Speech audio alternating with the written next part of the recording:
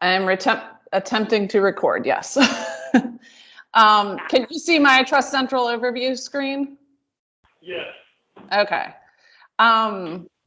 So yeah, we only have an hour, so I'm going to try to keep it brief, and that means we'll probably stay fairly high level. I am happy to do this again and again and again. We're pretty proud of the stuff we've done in Miami. To be honest with you, we're actually an award-winning IT shop at this point. Trust Central, the system I'm going to show you today, recently won over the summer an award from Government Technology Magazine for innovation and efficiencies that we found through Trust Central. Our IT director, Stephanie, was just named CIO of the Year, or IT Director of the Year, I forget the exact title, by South Florida Business Journal magazine. So we're feeling pretty good in our IT department right now. Marty, that's amazing. Is there any chance we can get a link to the award that you won from the government magazine? I'd love to share that with folks up here. Sure. Cool. Okay. Okay. So these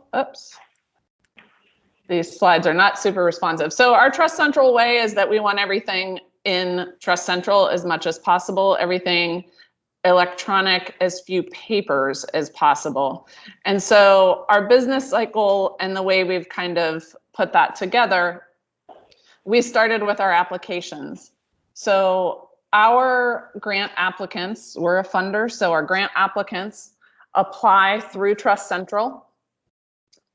Their applications come in. We go through an award process where we keep their application intact, but we might make some changes to what they applied for, and we call that their award. So we might change the dollars they ask for or the number of participants they ask for, and that becomes a new record of an award.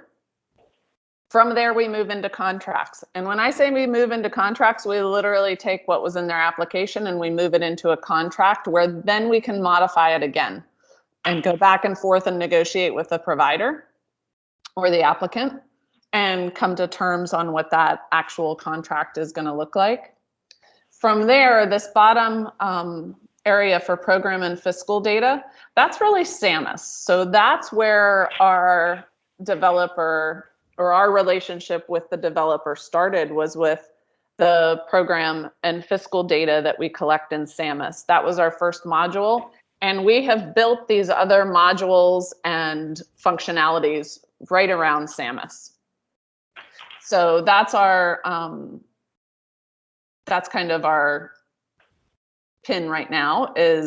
This is program and fiscal data. This is where they're reporting to us their reimbursements, as well as their participants, as well as their participant outcomes. And we're definitely seeing some advantages there to having all of that information as much as possible in one system where we can look across different performances. And Marty, we'll see one that. quick question. Sure. The metrics, the applications, the contracts, those additional modules, in theory, would those work on the web author platform without SAMUS, or is it the design intrinsically needs SAMUS for what you've built to work? We've built everything in a flexible enough way that it does not require the use of SAMUS.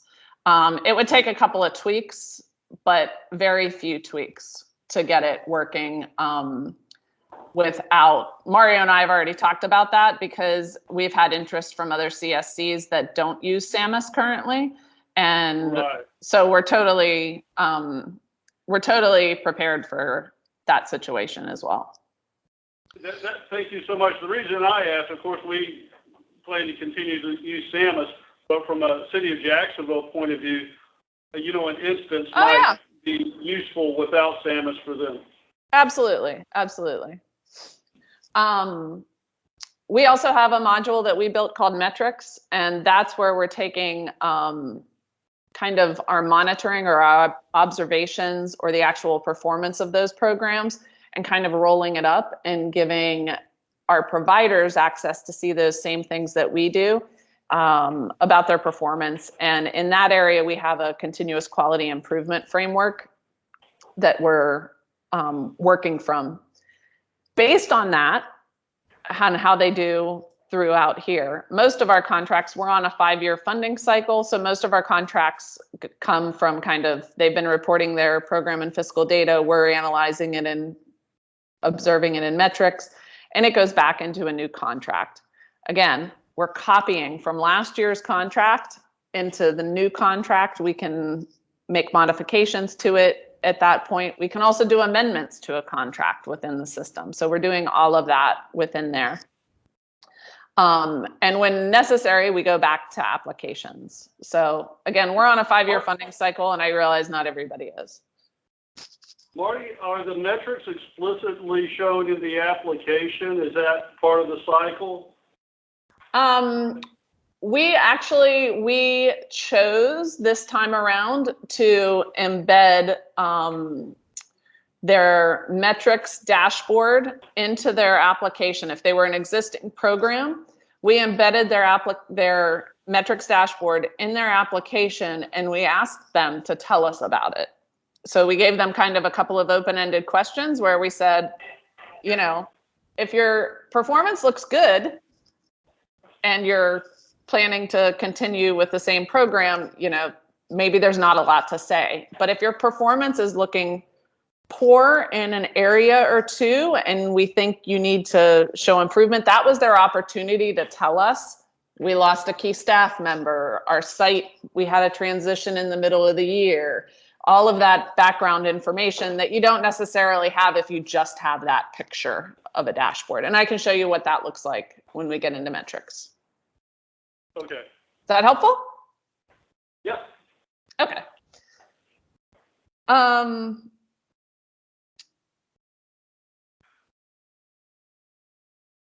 Wow, this is slow. So these are some of the modules that we have where we've added on at least 3 new modules since this screenshot was taken. So mostly what we've built, most of these other ones are already there. We built contracts, grants, IDR, and metrics. So that's what I'll show you here. And so Roger, this kind of goes a little bit to your question earlier. We have functionality and we have configuration. And so as I show you things in Trust Central, what I want you to focus on is the functionality. The configuration is really 100% up to the organization or the user to decide how we configure something. So what I mean by that is we've put the tool together that says you can build a contract. You have a space to put in legalese, you have a space to put in fields where you or the provider will answer questions. You have workflow that you can assign people to. But beyond that, it's really an open space to configure it the way you need to. So if you have 5 people who need to be in the workflow, you can put 5 people in the workflow. If you have 2 people in the workflow, you can put 2 people in the workflow. So that's really the a key distinction here is we've got lots of flexibility in what we're doing. So I am going to hope that I'm able to show you the next screen when I find it. You do that, so to elaborate a little on the workflow, an organization using the modules could perhaps decide we would like the legal team to be in the workflow for this RFP/application process, but maybe for another application RFP process, we wouldn't. Is it that way, or is everybody legal for everything, or not? Nope, you can do it at the application level for sure. Good. So yeah, you've got it's pretty flexible and fluid in that sense. And you can say only Roger is able to adjust the workflow, or you can say anybody can adjust the workflow. We don't care. But that's kind of the level of flexibility there is. So I'm speaking to our group here. Imagine a contract generation approval process where Julie Davis can see the electronic version, and we not have to use anything else, email or office mail or so forth, with an electronic signature. She approves, and it cycles through. And they are using an electronic signature now that it's been legally approved by their authorities. So. our CFO, Cynthia, is welcome. Thanks for coming. Are you able to see my screen, Roger? Yes. Yeah, I see the Eiffel Tower, and welcome, Marty. Okay, fabulous. That's great news.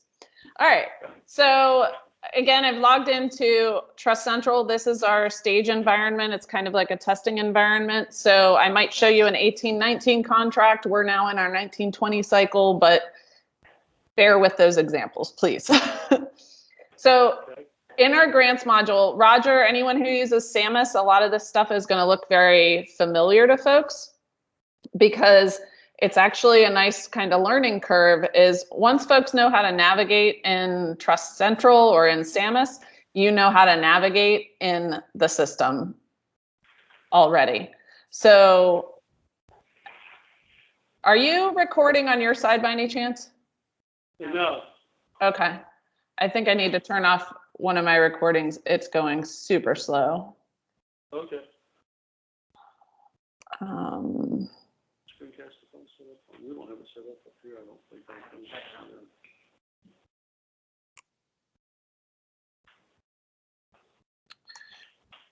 Just deciding which one to shut off here. Let me do.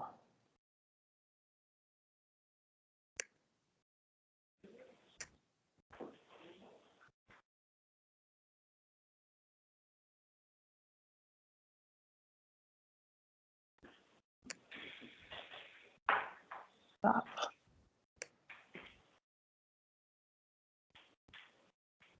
Okay, are we back on the Eiffel Tower or back in Trust Central?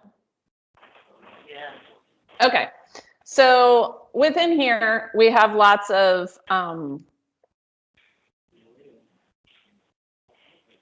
again, similar navigation across all of our different modules. So this is a typical grid. This will look familiar to anyone who uses SAMUS. And I'm looking for my youth development. There we go. So this is a grant that we did,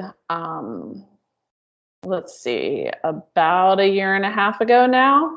And so this is just a nice view that we get of, this was our RFP that we put out for youth development.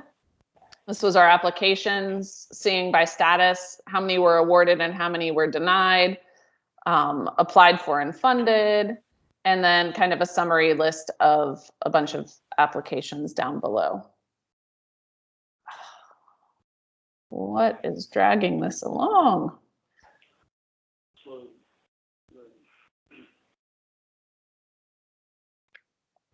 I specifically asked our team not to do anything crazy this morning.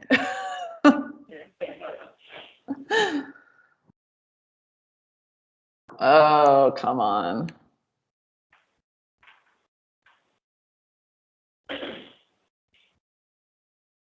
I'm sorry about that. I'll talk through a couple of things for you. So our RFPs or ITNs or whatever procurement solicitation we're doing through the system, our old way of doing that was we had a Word document or a PDF that someone put together, and then we had an application that kind of went along with it. Even when we did it electronically for a couple of years, we still had an application that was separate from that document. And we've now embedded those two pieces together. So we're never out of sync. We're asking questions on the screen about sites in the same area where we're sharing with them things about geography. We know that there are high need areas in our community where we want to see more services, or we suspect we need to provide more services.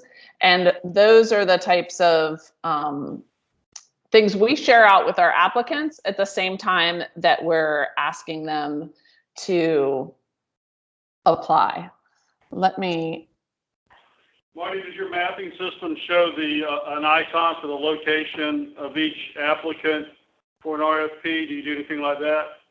Yeah, actually we map on their services location, not their, well, we could map either way, but we typically map on where will services be provided, not where is like an administrative office for the organization. Does that make sense? That's what we would do as well. Yeah, very good. Okay. So if I preview this for you real quick, this is our applicants would see a page similar to this. It's got some summary information about the solicitation. It has any applications that the user's associated with. Farther down on the screen, we have a timeline as well as resources. So our RFP used to be, I don't know, 200 pages long if we printed it, but a whole bunch of that was attachments at the back of it. And now we've kind of separated that out and made them available here. They're still available. They're just not as, give me 1 second. And once it opened up for scoring, is this where the scorers would come to see the applications? This is where an applicant would come kind of when they're working on it. And once they've kind of applied, they would start to receive notices from us. They can go directly, oh, this is painful. So on the bidder's video, is that like information that they need? You know, is that a video that was developed that will give the bidder all the information they would need, so that would preclude having like a bidder's conference? Well, yeah, so we've tried to get, we do a bidders conference, and it depends kind of on the solicitation that we do, but we do a video that we've been providing there. I can give you some links. I can send Roger kind of a generic login, as well as a link to these pages. And you can take a look at the actual attachments if you'd like to. You know, I've often thought that a bidders conference video would be something to get, not even after, but before they come. That way they kind of know what their questions are going to be. Yeah, yep. Our questions, we're pretty strict these days with our questions, and we're limiting questions. The clarifying questions about content and context, we require to receive in writing. And actually, we have that available on the screen as well. And this is. So everybody will be able to see those clarifying questions. Exactly. And that's something else we used to do in email and Word. All the questions came in an email. Someone had to manage them, put them in a Word document, change it to a PDF, make edits, proofread, get multiple people's input on it. And here at the bottom of this screen, we have the questions and answers. I can see specifically the questions I asked, as well as the questions everybody asks right here, available for me. They're sorted. This was a huge RFP for us. So this one has a lot of questions, and they're broken down by different areas. So fiscal, general, and I think maybe a programmatic one as well. Yep, programmatic for our 6 to 12 applications. So that was a real win as well. The questions come in, multiple people can be assigned to answer them. And then you can choose, I might decide I need Roger to look at my answer before I publish it. So you kind of have a status of published or unpublished answers. And they're very easy to see in a grid format again. So this is an example of all our resources we've provided. Do your applicants, are they required to submit anything printed, hard copy now, or is this kind of superseded all of those old ways of doing it? They don't give us anything hard copy now. So let me get into an application here. Mm-hmm. I won't have trouble copying it. So Marty, if I were to say something like you've received thousands of RFPs with this new system, would I be accurate? Is that true at this stage? I can give you exact numbers. I can look up exact numbers for you. It would, and I don't want to get you off on a tangent, but in discussing this, I'd like to be able to sort of demonstrate, how long you've been using it and Yep. what volume and so forth. Yep, I can pull all of that for you. That's not a big deal. It's in a grid and I'll just summarize it for you nicely. Cool. Okay. So this is an application. I have muddied the waters a bit and I changed the due date to 8/31/2020.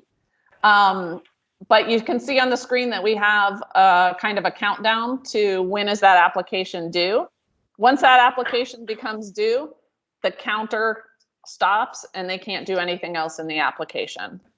So as they go in and work in the application, we're reminding them, be sure to save and submit your application before the deadline. So we tried to be as user-friendly and supportive as possible. So this navigation that I'll show you here quickly is on the application side, but on our grant side or on our contract side, it looks exactly the same. So folks are very familiar with how to navigate and go in and work in their different documents. If they were to modify this application, they could then navigate between different sections of the application and input their answers. Each of these sections, again, this is a configuration thing. So the questions that you would ask and the order that you ask them and what you call them can be totally different. Actually, it can be totally different between two solicitations. So you don't even have to have the same application that you use over and over. The green asterisk means completed that section. The red X is not completed. Green check mark versus a red X, absolutely. Okay. So if I mark this one complete, and you'll see here I have the option to upload some files.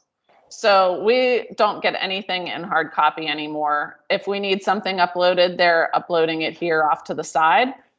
Or it shows up here off to the side. They can upload it to a specific field. This section should turn green, I think. Yep. So now my staffing description is green. I also, throughout the applications and the contracts, I'll show you in the contract, but throughout the contract, we have a strong log and audit trail where we can see who's doing what and when and what edits were made. And so that's been an advantage to folks as well. It's very easy to see on the screen. I'm gonna open a contract real quick and show you. You'll see it looks very much like what we're seeing here. So this is our contracts module. Looks very much the same. This is kind of a dashboard that we have of how are our contracts moving through their process. To give you an idea, we also have a dashboard that looks something like this. Oh no, never mind. I'll come back to that one. It's opening in our production environment. So in our contracts,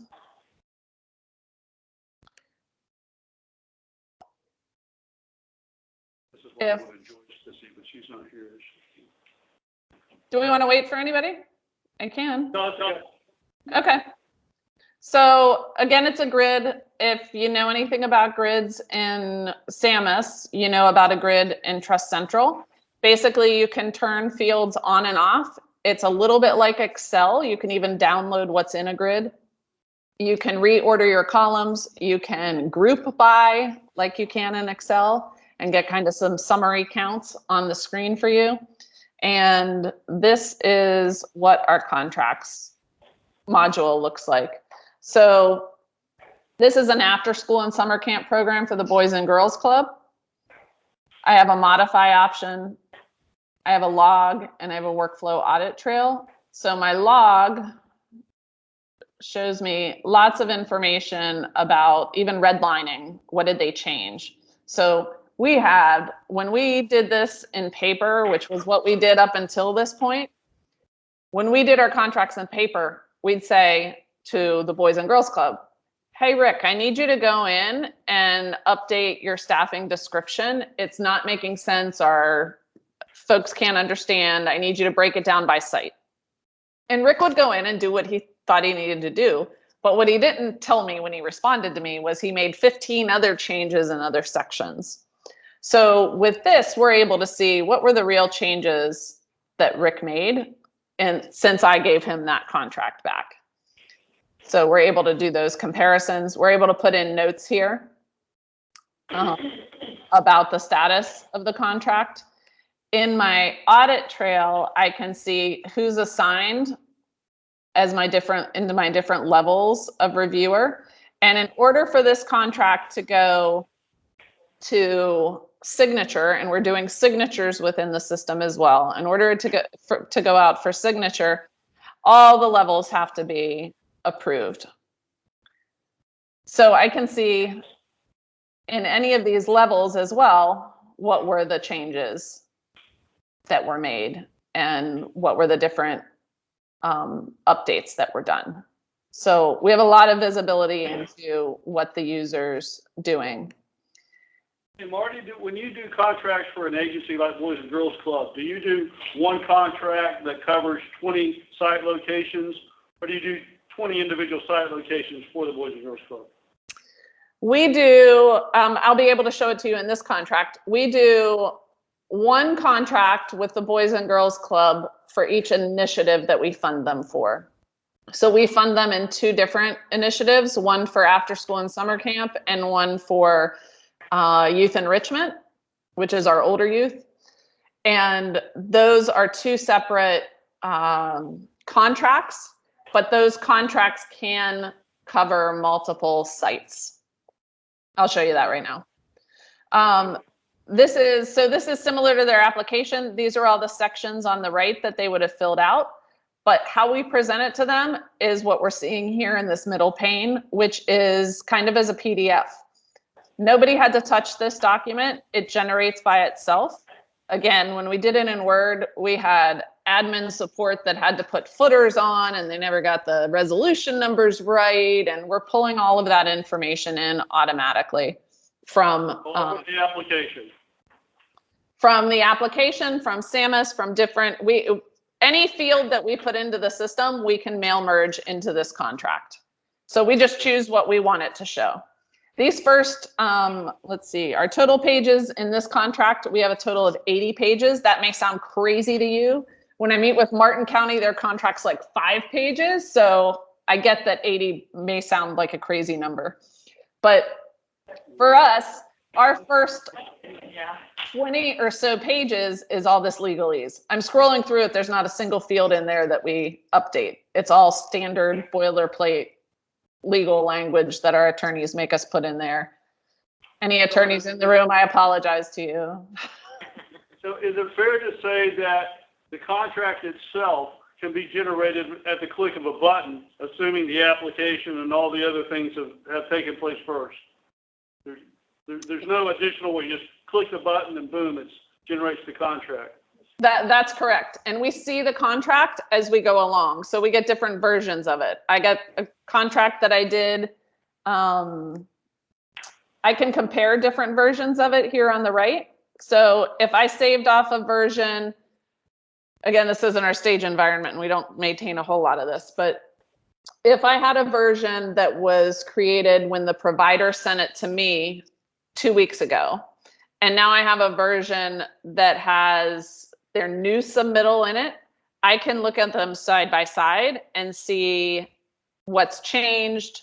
I can look at, I can navigate between their application and their contract very easily. But something you said, Roger, when you first made that statement, I just want to go back to. You said as long as they've done their application and all these other things, a contract for us and in the system, a contract does not have to start from an application. So we have some things that were mid-funding cycle when we started in the system, or we have some things that are sole sourced that we don't have to solicit through an application process. They just are renewed after the sole source process that we go through. So those things are automatically, not automatically, but we can go straight from kind of board resolution to contract with those. Since I mentioned, Thank you. That's extremely important to understand. Yeah. Yeah, since I mentioned board resolution, that is on our list of modules that we're going to be building. We don't have a timeline set for that, but that is on Marty's personal wish list.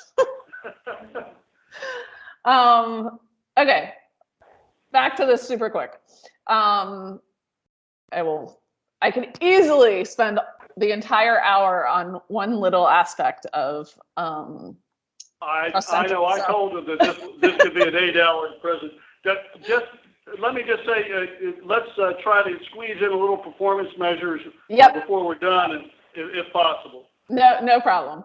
Okay, so this is when we sign the contracts. The actual signature shows up here. I have many funny stories about that. Our CEO as well as our chief of staff are both authorized to sign our contracts. I'm pretty sure they race to see who signs the most contracts. We put a timer out there and see how long it takes them.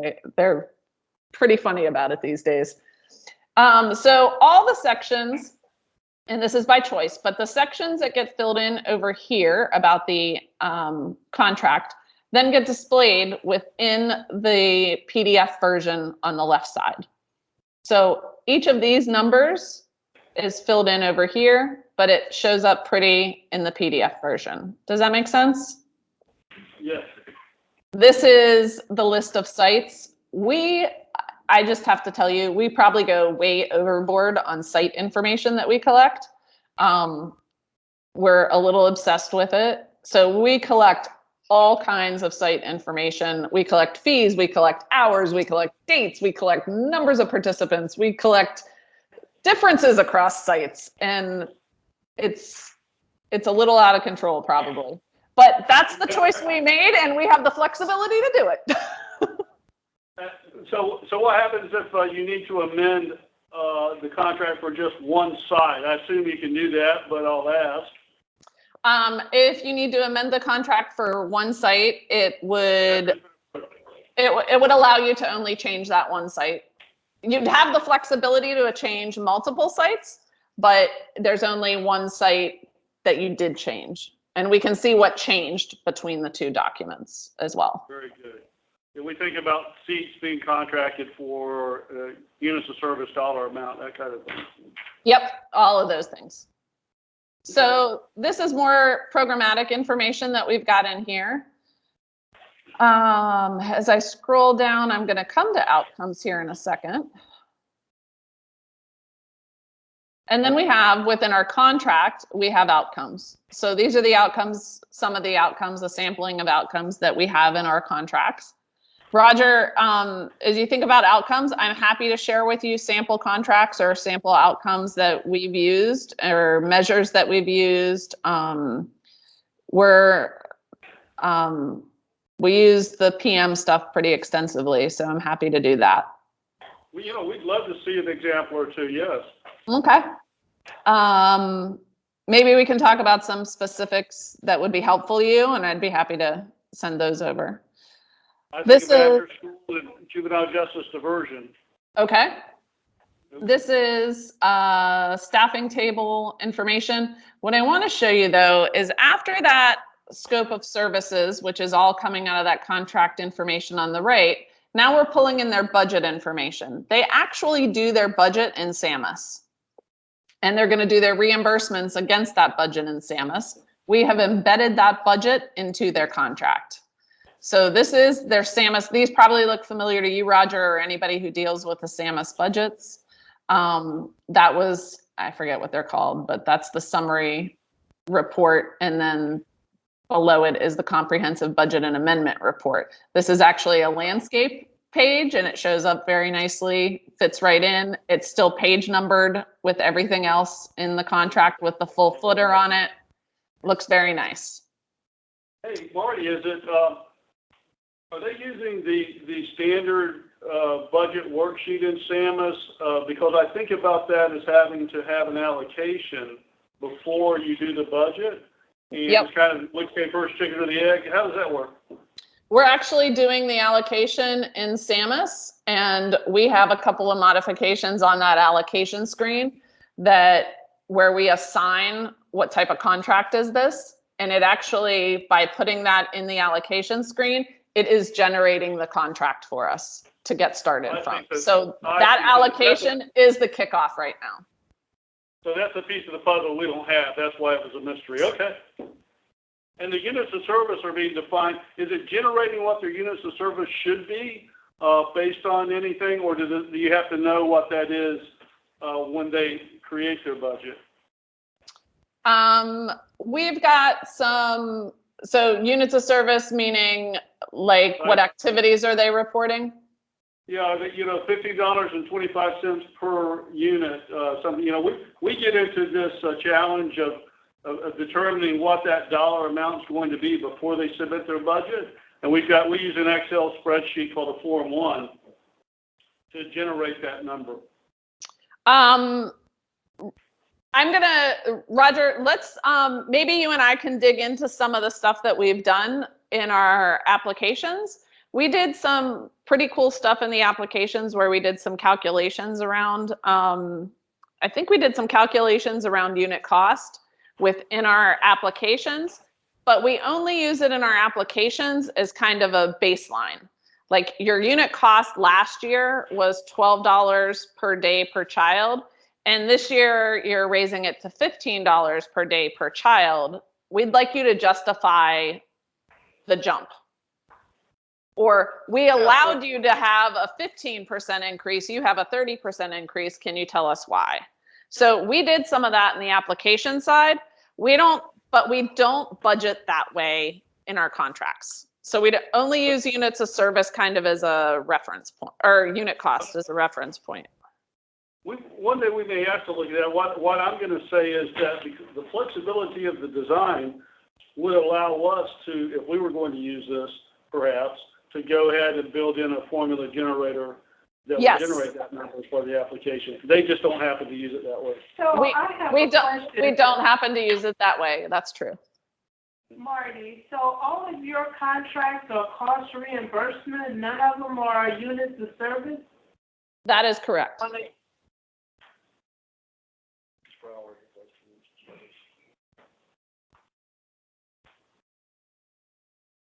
I'll tell you what our current thinking is on unit cost versus cost reimbursement.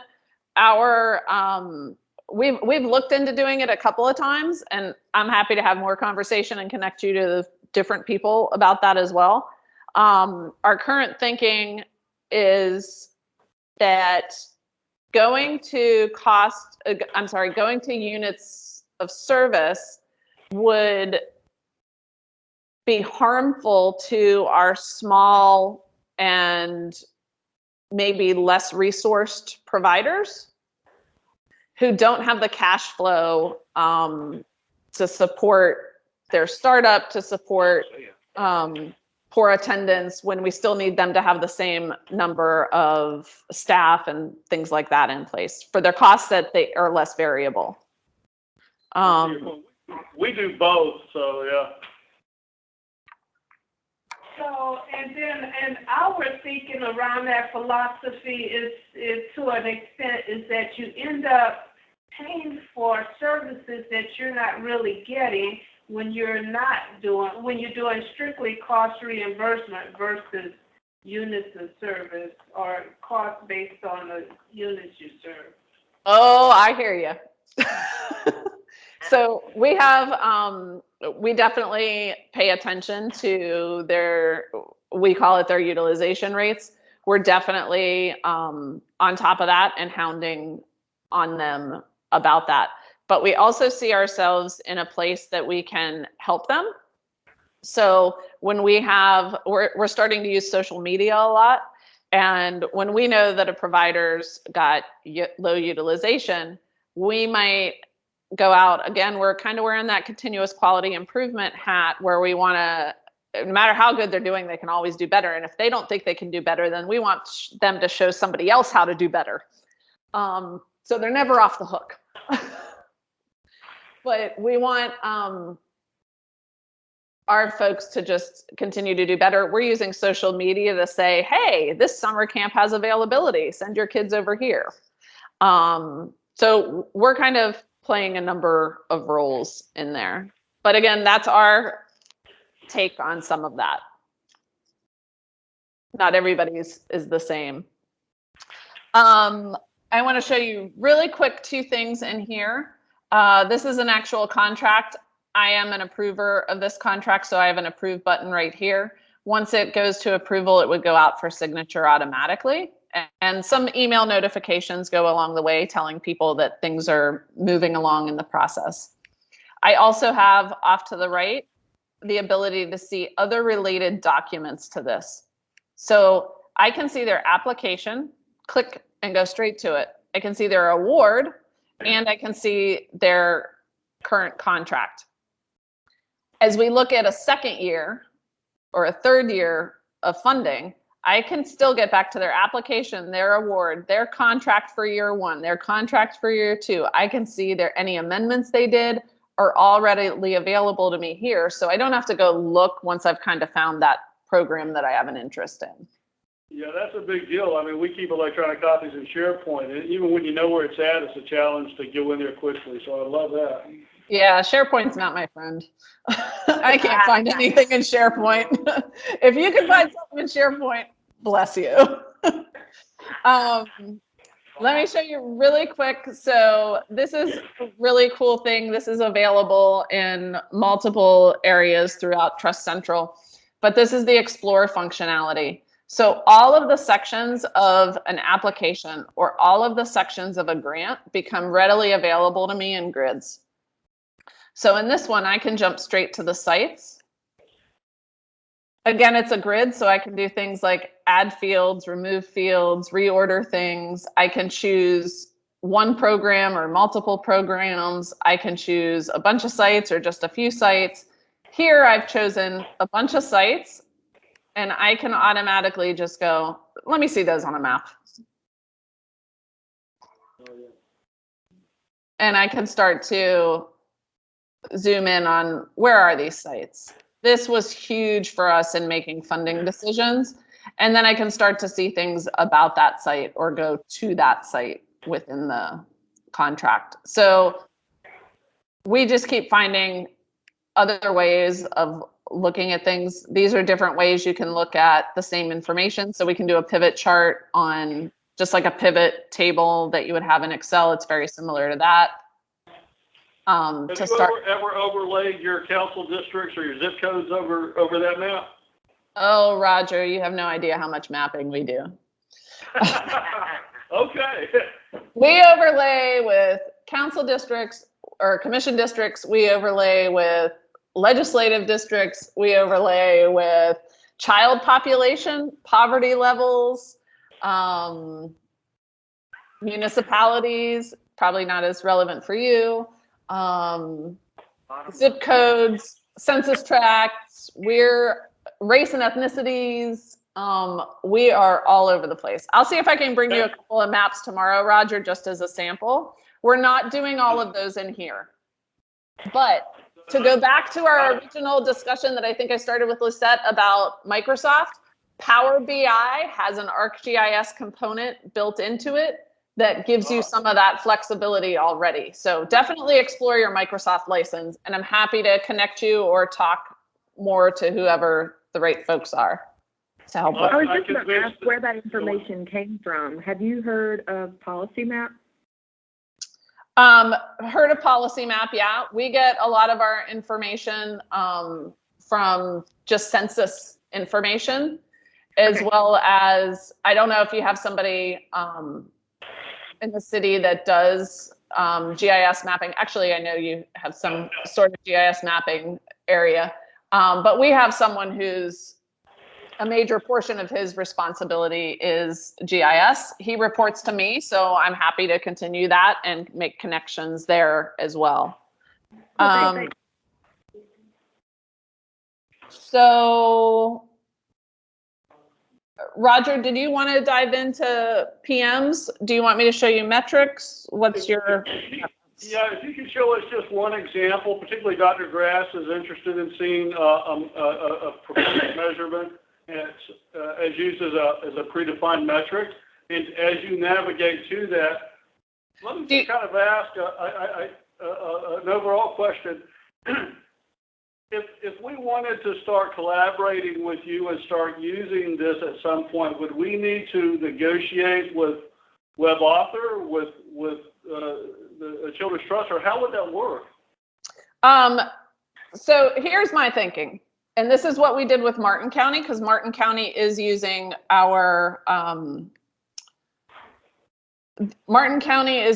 grants module. They're on their second solicitation right now. I believe they have some more they're going to put out in early 2020. They're also moving into our metrics module. So those are two things that we already kind of have a model that we're working with.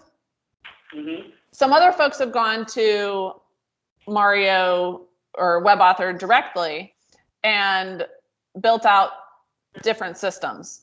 I don't believe that we're getting enough gain from doing that to justify spending the money to build out 5 different contracting systems. We want to just work with you. We don't want to recreate the wheel. So. Okay, so you would talk to me and to Stephanie, who's on our staff. She's our Chief Information Officer. And between the two of us, we'd work out details with you. But we are so on board for making the information sharing, making things more accessible to the other partners, new CSCs, anybody. We think we've done a pretty darn good job. We're proud of where we are, and we're, anxious to share it. Well, very good. I'm sure that we'll be making some plans to talk to you and Stephanie in the near future.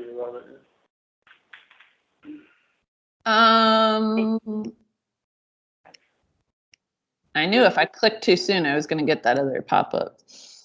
Here we go. So this is in SAMUS, and this is just to give you an idea. So all of these pieces are this is an empty slate. You guys, I don't think have used performance measures before. So this is kind of... I'm sorry, I built a pre and a post on development just to see the mechanics of it, but I think that's before they started the redesign. Okay. I wouldn't call it a redesign. I think that's a misnomer of what we actually did. I'm going to show you this one because it's a little bit more... I'm sorry. And if you meant redesign being SAMUS 2.0, then yeah, I'm happy with SAMUS 2.0. I don't believe we've done an overhaul to the performance measures module. That's my point. Sorry. No, I appreciate that. Thank you. So this is how we set up performance measures.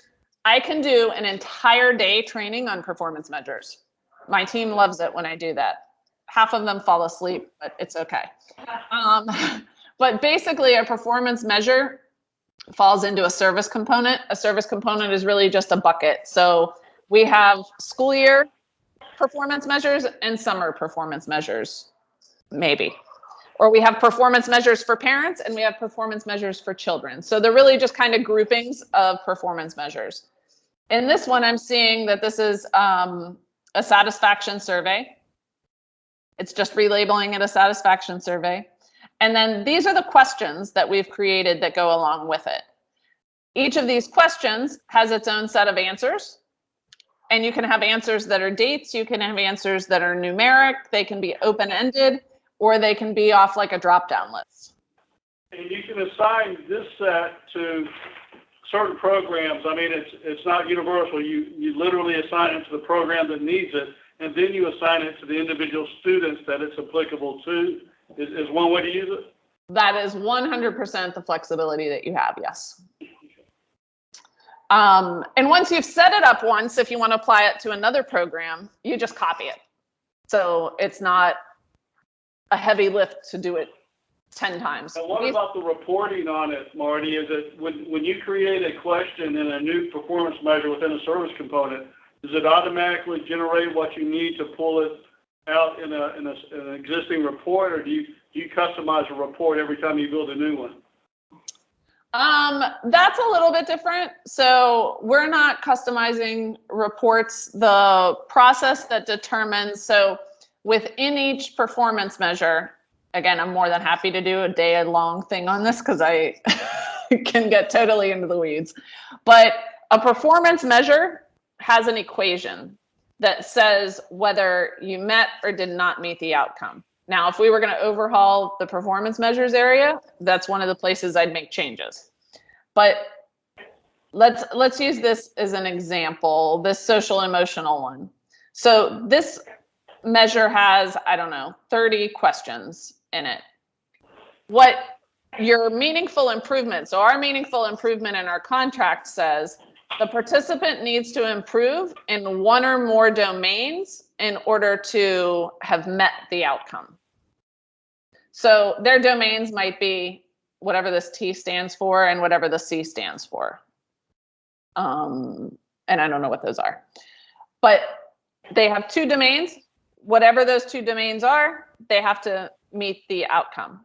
Meet the outcome for the domain might be, or showing improvement for the domain might mean that they have to improve in 6 of these.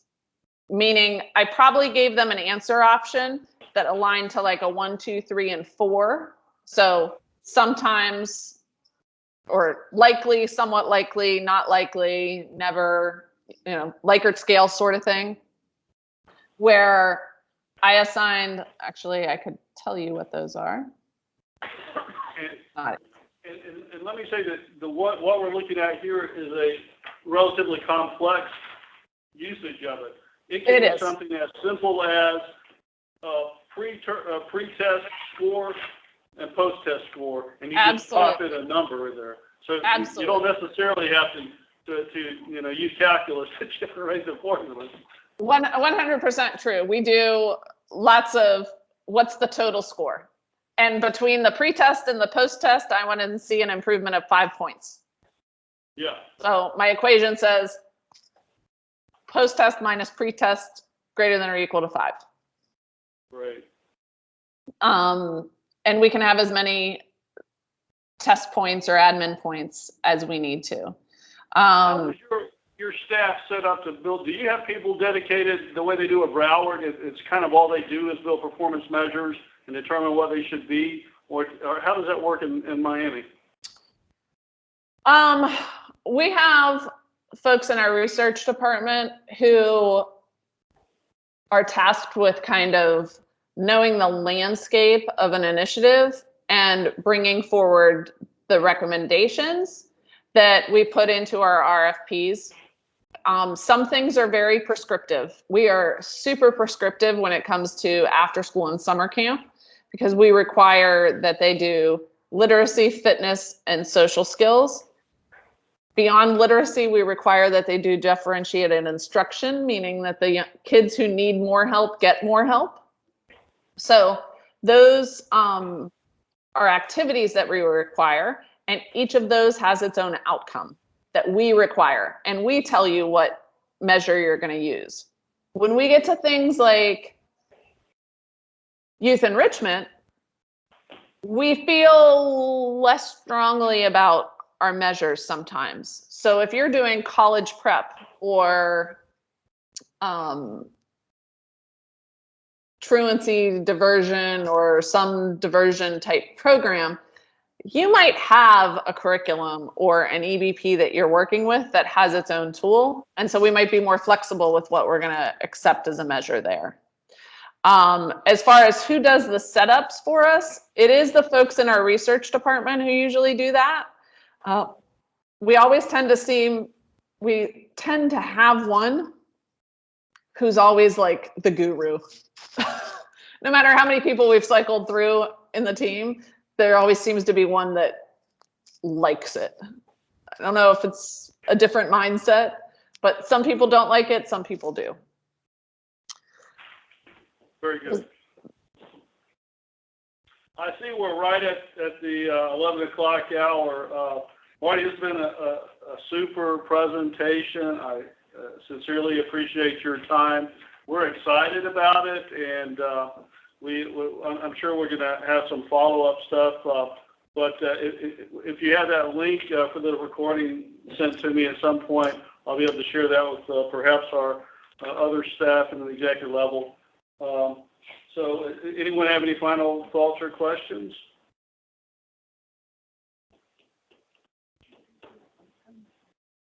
Yeah, and you were going to send us a couple of examples of... I'll send you some contracts. Roger, do you want me to go ahead and give you some access so you can go in and tool around? Sure. Yeah. Okay. That's on the development side. I'm not going to set up any new RFPs. Trust, but you never know. I might give it away. I'd also, I encourage you to check in with Laura or any Unknown participant is now exiting. To check in with Martin about, what their experience was. I think there were days that they felt overwhelmed. But are they in year 1 or 2 of using it? They're in year 1. I think we got started back in April, maybe. I'll talk with her on Friday. I'm sure I'll see her. Okay. Yeah, I don't think Laura's going to be there Friday. Her someone from her team, Kara, will be there. But I think Laura's out on vacation, maybe. Okay, well, I'll send her an email. That sounds good. Sure, and if there's something I can... Marty, we just really appreciate your time and taking, an hour out of your day to show us this, and we really hope to work with you on this. And I think, definitely the metrics part, we can get moving on sooner rather than later. And the other we really like, but it's just more a matter of, it's not only our decision. We have to go through our city processes and things like that. So we'll... Oh, we totally understand all that. Yeah. Roger, remind me to tell you Friday about our most recent procurement. Oh, yeah, I want to hear. Our attorneys about 8 months later threw it all out and we had to start over. Ouch. Yeah. Because the process they approved, they didn't like. Wow. Hey, well, I think that's happened up here before, too. No, we never have that. All right. Well, thank you, guys. It's been a pleasure. Roger, I'll see you Friday. Sounds good. Thanks. See you then. Yeah. Bye-bye. Okay. Bye, guys.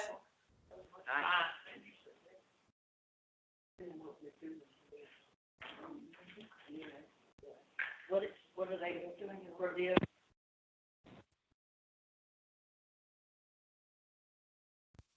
On your bill, and they don't charge you any interest.